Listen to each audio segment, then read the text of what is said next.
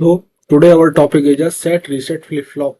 Flip flop है तो simple, देखने में बहुत ही सिंपल लॉजिक है, लेकिन इसका क्या मेन पर्पस है, कब सेट रीसेट यूज करना है, कब आपको S R flip flop use करना है, कब आर एस, और दोनों में मेजर डिफरेंस क्या है वो जानने की जरूरत है। फ्लिप फ्लॉप में फ्लिप फ्लॉप का यूज क्या है वो सिंपल, ज़्यादातर लोगों ने इसको डिजिटल इलेक्ट्रॉनिक्स में यूज किया होगा। ये आपका सीक्वेंशनल एंड कॉम्बिनेशनल सर्किट का पार्ट है, जहाँ पे गेट्स होते हैं और एक में फ्लिप फ्लॉप होते हैं। गेट्स आपके मेमोरी बिट को स्टोर नहीं करते हैं, लेकिन जो फ्लिप फ्लॉप होते हैं वो वन बिट को स्टोर करते हैं, इनके अंदर मेमोरी होती है। ये आप लोगों ने डिजिटल इलेक्ट्रॉनिक्स में भी पढ़ा होगा। तो सपोज ये मैंने सेट एक ले लिया और एक पे क्या दे दिया, रीसेट। दो मैंने यूज़ किए हैं।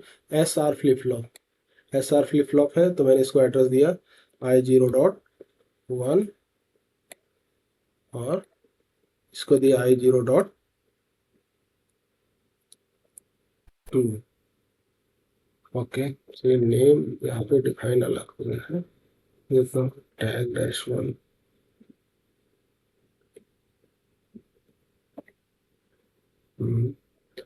तो यहाँ पे मैं आपको टैग टेबल पहले से डिफाइन है तो इसको मैं डिलीट कर देता हूँ। पुराना दिखा रहा है काउंटर का टैग। सो फिर से मैं अपने मेन ओबी में जाता हूँ और यहाँ पे करता हूँ I0.1 I0.2।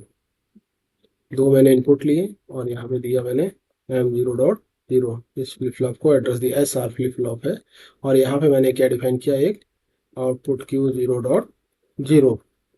अब इस समझिए इन दो, इसमें मेन पर्पस क्या है उसको समझते हैं हम लोग। जो मेरा एस आर फ्लिप फ्लॉप है वो कैसे काम करता है, किस चीज़ की यहाँ पे प्रायोरिटी हाई है, किसको वो फर्स्ट प्रायोरिटी देता है वो देखते हैं।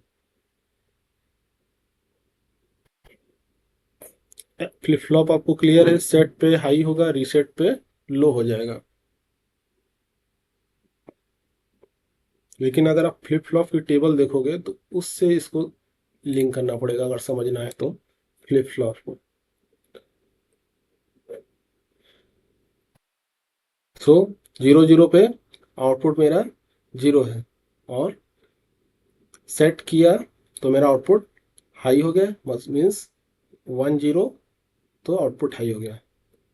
एंड 0 1 किया तो आउटपुट मेरा 0 हो गया। अब एक कॉम्बिन लास्ट ऑप्शन आता है, जब मेरे दोनों इनपुट हाई होते हैं तो क्या होता है, 1 1 पे आउटपुट आपका लो रहता है, क्योंकि यहाँ पे ये रीसेट को प्रायोरिटी दे रहा है, हाई प्रायोरिटी दे रहा है कि अगर किसी भी वजह से मेरा रीसेट हाई है तो मेरा सेट हाई नहीं होना चाहिए। सबसे इंपॉर्टेंट लॉजिक है फ्लिप फ्लॉप का, इसी से ये डिसाइड होता है कि कहाँ पे मुझे S R flip flop use करना है।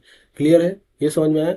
जब मेरा अगर दोनों इनपुट हाई हैं तो ये डिसाइड करता है कि रीसेट की प्रायोरिटी हाई करता है। दोनों इनपुट हाई हैं तो वहाँ पे इसने डिफाइन किया कि अगर मेरा रीसेट हाई होगा तो मैं सेट को हाई नहीं करूँगा, आउटपुट को लो रखूँगा। एज अ सेफ्टी पर्पज से, सेफ्टी पॉइंट ऑफ व्यू से इसने इस रीसेट की प्रायोरिटी को, R1 की प्रायोरिटी को हाई रखा है और सेट की प्रायोरिटी लो रखा है। अगर ये हाई हुआ उसके कंपेयर में ये भी हाई होता है तो मेरा ये फ्लिप आउटपुट हाई नहीं होगा। तो एस आर फ्लिप फ्लॉप का ये कॉन्सेप्ट है, इसको समझते हैं। नेक्स्ट समझते हैं हम लोग R S flip flop. Important है। तो एड्रेस डिफाइन करना मैं भूल गया हूँ, तो यहाँ पे मैं देता हूँ M0.0।